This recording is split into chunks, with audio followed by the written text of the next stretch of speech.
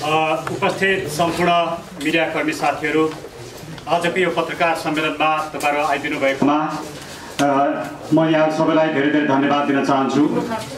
आजको मेरो भूमिका भनेको मित्र रमेश प्रसाईजीको कानुन व्यवसायीको रूपमा रमेश प्रसाईजीलाई सहयोग गर्ने मेरो भूमिका हो र रमेश प्रसाईजीले सरिता गिरीजीको प्रकरणका विषयमा जसरी धरानबाट काठमाडौँसम्म आएर यस्तो विकट परिस्थितिमा पनि विभिन्न दुःख झेलेर जसरी आउनुभयो, त्यो उहाँले गर्नुभएको राष्ट्रप्रतिको उहाँको माया र यो विषयमा उहाँको जुन कमिटमेन्ट छ त्यसको म ज्यादै प्रशंसा गर्न चाहन्छु।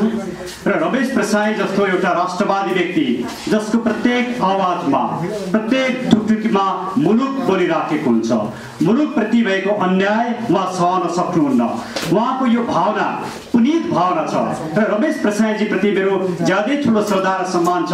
त्यही कारणले म रमेश प्रसाईजीको कानुन व्यवसाय गरेर उहाँलाई सहयोग गर्न पाउँदाखेरि मैले आफूलाई खुसी मात्रै होइन गौरवान्वित ठानेको छु। रमेश प्रसाईजीको जारी दरखास्त 2077 साल असार 5 गते महानगरीय परिसर टेकु काठमाडौँमा दर्ता भएको छ।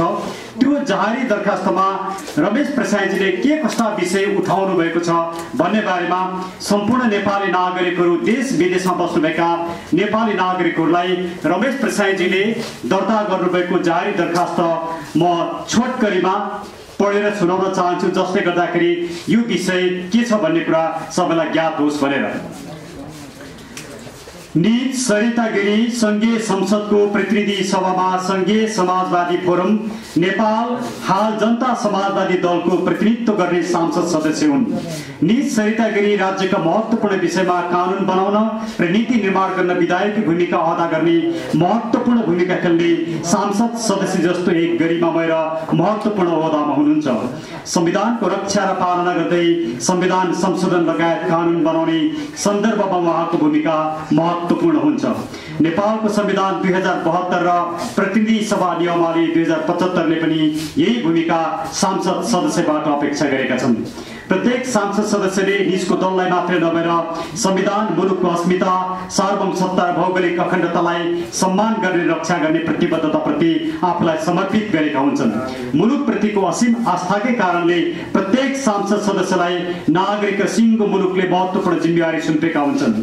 वीर वीरङ्गनाहरूको ठूलो त्याग, तपस्या र बलिदानबाट आर्जित हाम्रो मुलुकको सार्वभौमसत्ता, भौगोलिक अखण्डता, राष्ट्रियता, राष्ट्रिय एकता, स्वाधीनता र स्वाभिमान विरुद्ध अभिव्यक्ति दिने, नागरिकलाई भड्काउने, दुरुत्साहन गर्ने, घृणा वा देश वा अवहेलना उत्पन्न गर्ने कार्य नीत सरिता गिरीले गर्नुभएको हुँदा निजको कार्य मुलुकी अपराध संहिता 2074 को दफा 49(4) र 51(1) एवं 51(2) विपरीत भएको प्रश्न छ।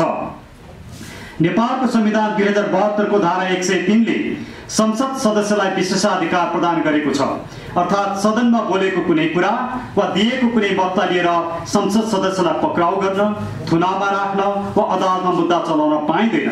तर यो विशेषाधिकार संसद बाहिर गरिएका कार्य, क्रियाकलाप र अभिव्यक्ति सम्बन्धमा लागू हुँदैन। उक्त धारा 103(6) अन्तर्गत सांसद सदस्यले कुनै अपराध गरेको अवस्थामा त्यस्तो व्यक्तिलाई गिरफ्तार गरी फौजदारी कसुरमा कार्यवाही गर्न पाइने प्रष्ट व्यवस्था गरेको छ। तसर्थ नीत सरिता गिरीले गर्नुभएको कार्य अर्थात् प्रष्ट रूपमा राज्य विरुद्धको कसुर भएको हुँदा नीत सरिता गिरीलाई कानुन बमोजिम पक्राउ गरी कार्यवाही गरी हदैसम्म सजाय गरी पाउन्।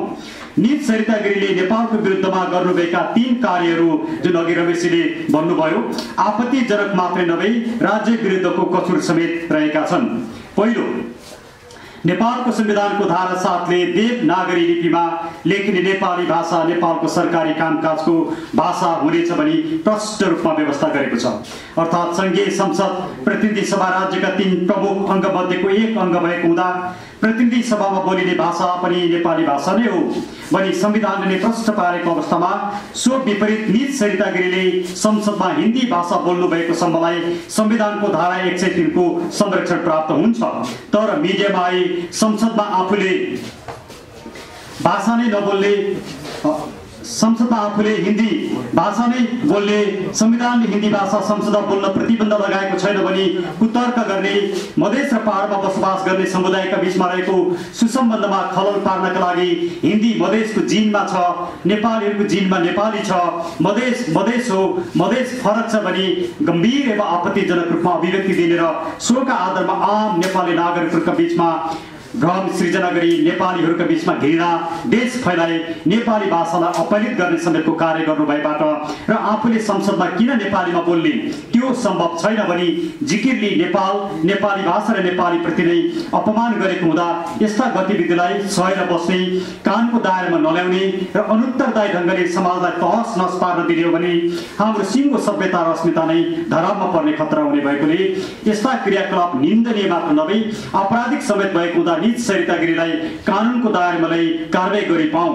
निजको कार्य मुलुकी अपराध संहिता 2074 को दफा 49(4)(1)(2) एवं 2 विपरीत भई राज्य विरुद्धको कसुर भएको हुँदा दफा 49(5)(ग) बमोजिम निज सरिता गिरीलाई 5 वर्ष कैदको सजाय गरी पाऊँ।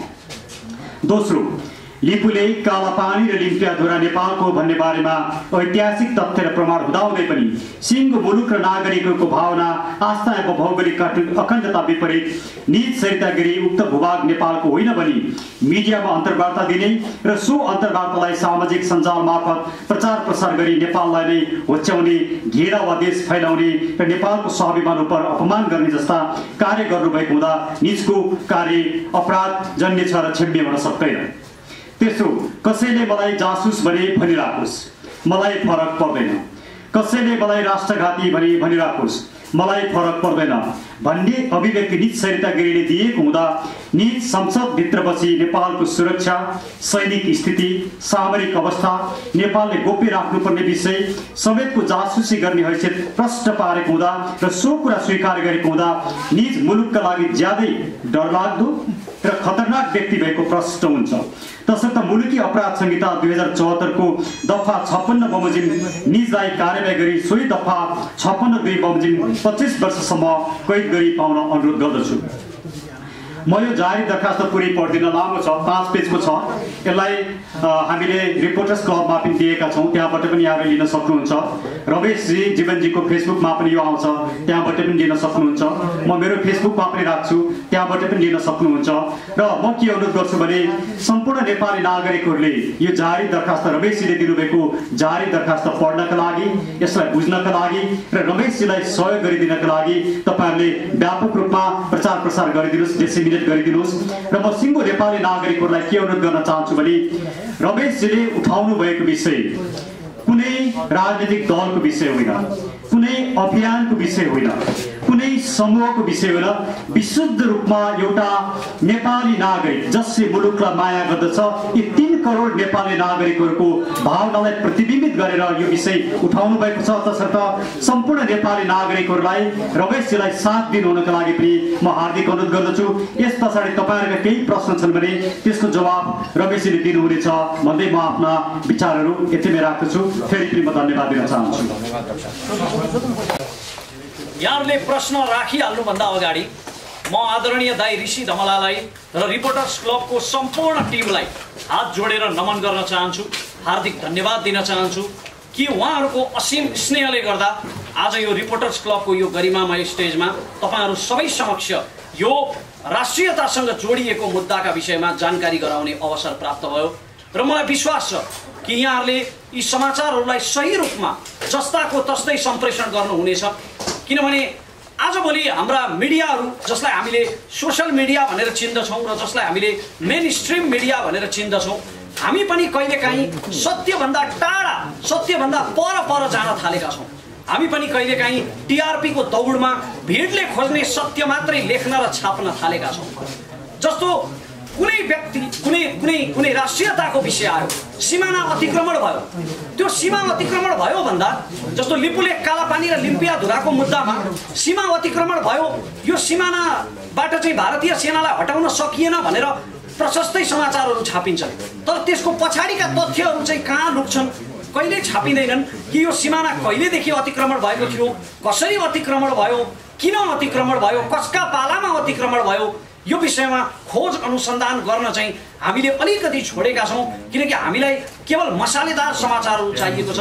तर आज मलाई विश्वास छ जो यहाँ आउनुभएको छ तपाईँहरू साँच्चीकै एउटा राष्ट्रप्रतिको भक्तिभावका कारणले र सकारात्मक समाचार सम्प्रेषण गर्ने उद्देश्यले आउनुभएको छ। यहाँहरूबाट म यही अपेक्षा गर्दै यहाँहरू सबैलाई फेरि पनि धन्यवाद। रमेशजी नमस्कार। म प्रकाश चन्द्र दाहाल, म नेपाल पुकार अनलाइन टेलिभिजनमा काम गर्छु। तपाईँसँग भेट्ने र प्रत्यक्ष रूपमा कुराकानी गर्ने इच्छा थियो, आज त्यो इच्छा पुरा भयो। यो सँगसँगै तपाईँले सरिता गिरीलाई राष्ट्रघाती भनेर अभियोग पत्र दर्ता गराउनु भएको छ। हजुर। अब त्यस्ता राष्ट्रघात गर्नेहरूको अन्तर्वार्ता लिनेहरूलाई चाहिँ तपाईँको भन्नु के छ? त्यस्ताको तिनलाई अन्तर्वार्ता लिएर अझ बढी उक्साउने उचाल्ने त्यो कर्म चाहिँ सञ्चारकर्मीले गर्नुहुन्छ कि हुँदैन? यसका दुईटा पक्षहरू छन्। कसैले नियोजित रूपमा राष्ट्रघातलाई प्रोत्साहित गर्ने भावनाले र नियोजित रूपमा नियतवश त्यस्ता प्रश्नहरू गरेर अन्तर्वार्ता गर्छ कसैले भने त्यो गलत हो। तर त्यसको अर्को एउटा पक्ष चाहिँ के छ भने तिनै सञ्चार माध्यमहरूमा भएको अन्तर्वार्ताको कारणले त जनताले तिनीहरूको असली अनुहार देख्न पाउँछन् नि। जस्तो कि सरिता गिरीको असली नियत, उहाँको असली चिन्तन त मैले उहाँले सञ्चार माध्यमहरूमा दिएका अन्तर्वार्ताबाट पनि बुझेको हुँ र हाम्रो जाहेरीमा हामीले जुन कुरालाई प्रमाण सन्दर्भ सामग्रीको रूपमा राखेका छौँ ती प्रमाण सामग्रीहरूमा मुख्यतः उहाँले दिएका अन्तर्वार्ताहरू नै छन्। त्यसकारण यसका दुवै पक्षहरू छन्, तर पत्रकारको नियत कस्तो छ त्यसमा भर पर्छ। त्यस अन्तर्गत प्रश्न गर्ने प्रश्नकर्ता त रिपोर्टर्स क्लबकै अध्यक्ष ऋषि धमला हुनुहुन्थ्यो होइन? यस्तो सर, उहाँले सही गर्नुभयो कि गलत गर्नुभयो ऋषि के अरे सरिता गिरीको अन्तर्वार्ता लिएर? सरले बडो धर्म सङ्कटमा पार्नलाई मलाई यो प्रश्न सोध्नु। यद्यपि आदरणीय दाई ऋषि धमलाप्रति मेरो असाध्यै उच्च सम्मान छ, यो कुरा म फेरि पनि दोहोऱ्याउन चाहन्छु। र ऋषि धमलाका कुनै पनि कार्यक्रमका कुनै पनि अङ्क, कुनै पनि बहस सम्भवतः मैले छुटाएको छैन। म त्यति धेरै प्रशंसक हो ऋषि धमला दाईको। यद्यपि ऋषि धमला दाई नेपालको सर्वाधिक व्यस्त पत्रकार हुनुहुन्छ। उहाँ अत्यधिक धेरै कार्यक्रमहरू सञ्चालन गर्नुहुन्छ। त्यसकारण त्यो व्यस्तताको कारणले गर्दा सायद सरिता गिरीको अन्तर्वार्तामा जुन किसिमको गृह कार्य देखिनु पर्थ्यो, मेरो पक्षबाट हेर्दा जुन किसिमको गृह कार्य देखिनु पर्थ्यो, जसरी तथ्य र तथ्याङ्कको आधारमा प्रश्नहरू गरिनु पर्थ्यो, त्यो चाहिँ ऋषि धमला दाईको अधिक व्यस्तताको कारणले गर्दा उहाँले त्यसरी प्रश्न गर्न नपाउनु भएको पनि हुनुपर्छ। र म उहाँको असाध्यै ठुलो प्रशंसक भएको हुनाले यति आलोचना गर्ने मेरो नैसर्गिक अधिकार हो। त्यो अन्तर्वार्तालाई एउटा डिजाइनमा गरिएको अन्तर्वार्ता हो भन्ने तपाईँको बुझाइ होइन? त्यसो भए मलाई मेरो बुझाइ चाहिँ दाईको व्यस्तताको कारणले गर्दा त्यो गृह कार्य अलिकति कम देखियो कि भन्ने मात्र बुझाइ हो।